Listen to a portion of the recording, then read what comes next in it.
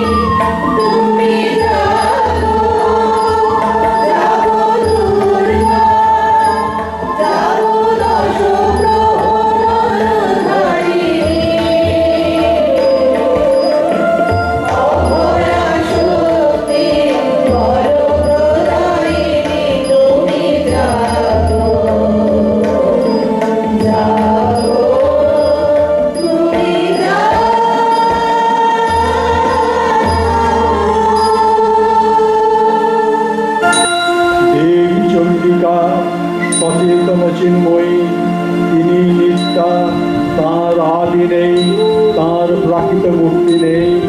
এই বিশ্বের প্রকাশ তাঁর মূর্তি, নিত্যা হয়েও অসুর পীড়িত দেবতা রক্ষণে তাঁর আবির্ভাব হয়। দেবীর শাশ্বত ভয়বাণী ইত্থঞ্জলা যদা বাধাধারবন্ধা ভবিষ্যতি তদা তদাহং করিষ্যামি সংশয়ম।